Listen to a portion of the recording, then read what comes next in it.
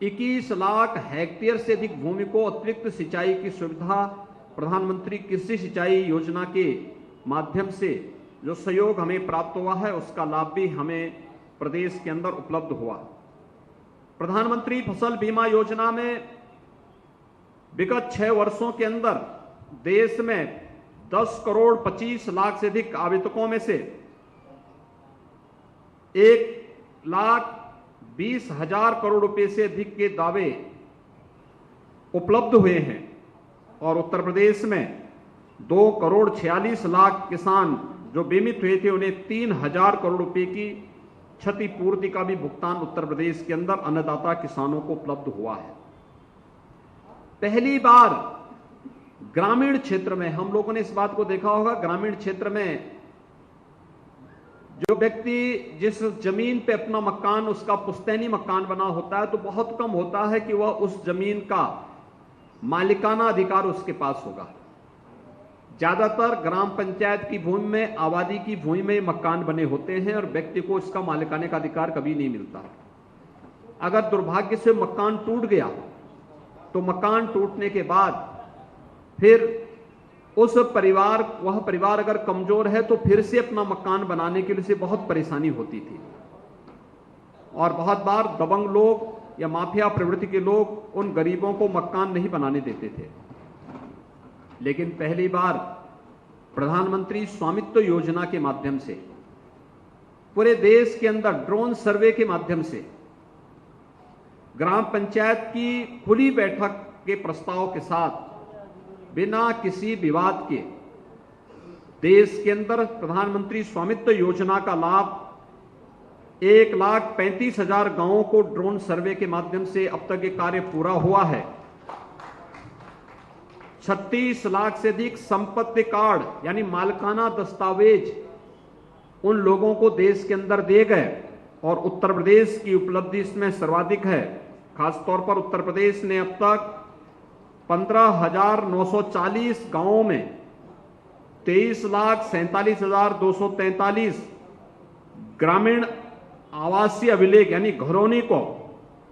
वहां उन जहां पे जिसका मकान था उसका मालिकाना अधिकार भी उसे उपलब्ध करवाने का कार्य प्रदेश के अंदर किया है।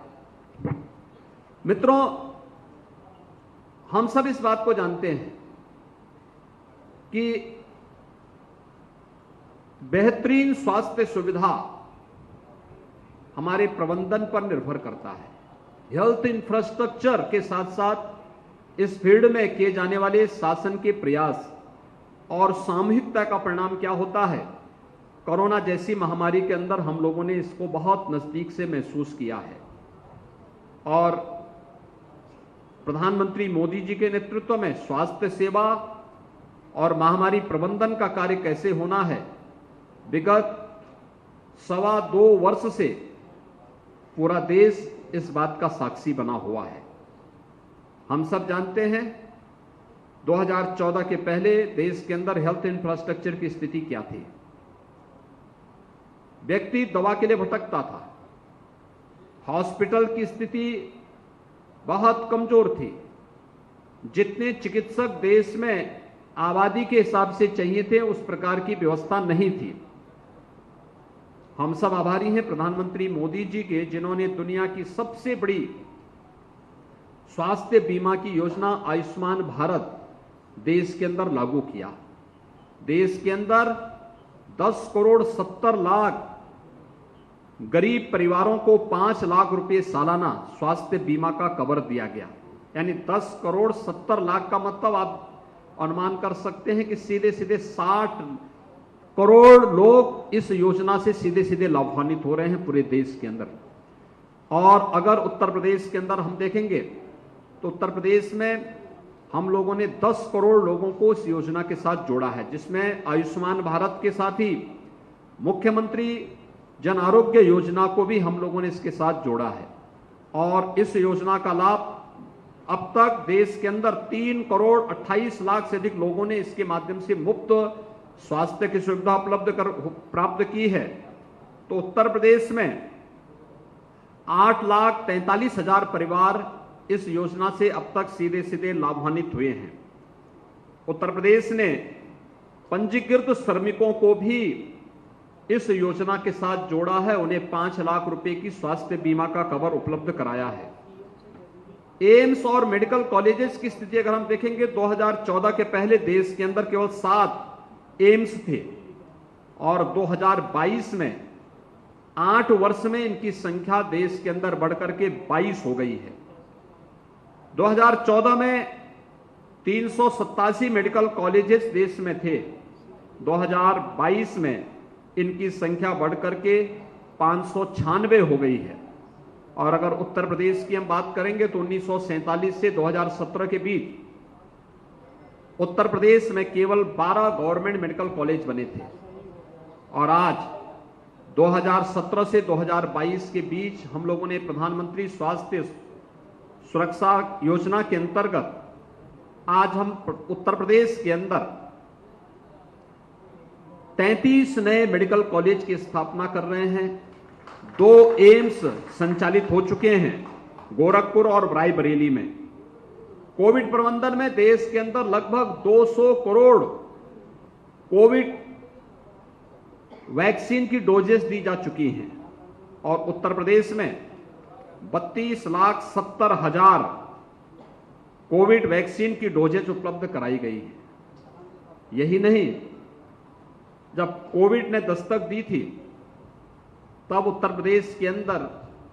कोई भी आरटीपीसीआर की लैब नहीं थी। आज हमारे पास 209 आरटीपीसीआर की लैब हमारे पास स्थापित हो चुकी है, जिसके माध्यम से हम लोग 3 लाख टेस्ट प्रतिदिन करने की क्षमता प्रदेश के अंदर ही आरटीपीसीआर के टेस्ट कोविड के हम पर डे कर सकते हैं। मिशन इंद्रधनुष के अंदर 4 मई 2022 तक 4 करोड़ 31 लाख बच्चे तथा 1 करोड़ 8 लाख गर्भवती महिलाओं को टीकाकरण हुआ है और उत्तर प्रदेश के अंदर प्रथम और द्वितीय चरण में कुल 25,80,874 बच्चों और 7,07,8 गर्भवती महिलाओं का सफलतापूर्वक टीकाकरण के कार्यक्रम को भी प्रदेश के अंदर लागू किया गया। गरीबों और वंचितों की अगर हम बात करें तो कोरोना कालखंड में प्रधानमंत्री गरीब कल्याण अन्न योजना के माध्यम से 80 करोड़ लोगों को निःशुल्क खाद्यान्न उपलब्ध करवाने का कार्य प्रधानमंत्री मोदी जी के सानिध्य में हुआ। तो उत्तर प्रदेश ने 15 करोड़ लोगों को प्रधानमंत्री अन्न योजना के साथ साथ राज्य शासन ने भी 15 करोड़ परिवारों को सुविधा के साथ जोड़ने का कार्य हुआ। दिव्यांगजनों के कल्याण के लिए किए गए प्रयासों, चाहे उन्हें शिक्षा में या सरकारी नौकरी में रिजर्वेशन की व्यवस्था का लाभ, दिव्यांगजन के सशक्तिकरण के लिए प्रधानमंत्री जी ने दिव्यांगता के प्रकार को 7 से बढ़ाकर के 21 किया और दिव्यांगजन के लिए सरकारी नौकरी और उच्च शिक्षा में सरकारी नौकरियों में 3% से बढ़ाकर के 4% और शिक्षा में 3% से बढ़ाकर के 5% रिजर्वेशन उनके लिए सुनिश्चित किया। तो उत्तर प्रदेश ने दिव्यांगजन कल्याण, निराश्रित महिला और अन्य जो भी पेंशन की स्कीम थी, इन सभी में 300 रुपए की मासिक मिलने वाली पेंशन की राशि को बढ़ा करके 1,000 रुपए मासिक करने की व्यवस्था भी सुनिश्चित की। पीएम स्वनिधि योजना, आजादी के बाद पहली बार स्ट्रीट वेंडर के कल्याण के लिए किसी सरकार ने कोई कार्य योजना प्रारंभ की और स्ट्रीट वेंडर की इस योजना में देश के अंदर 31,90,000 पटरी व्यवसायी, रेडी ठेला खोमचा लगाने वाले जो व्यवसायी हैं, ये इससे लाभान्वित हुए। तो प्रदेश के अंदर 8,28,000 लाभार्थी इस योजना से अब तक लाभान्वित हो चुके हैं, जिन्हें 915 करोड़ 21 लाख रुपए की पूंजी ऋण के रूप में अब तक बैंकों के द्वारा उपलब्ध करवाई गई है। प्रधानमंत्री जनधन योजना जिसने एक गरीब के जीवन में व्यापक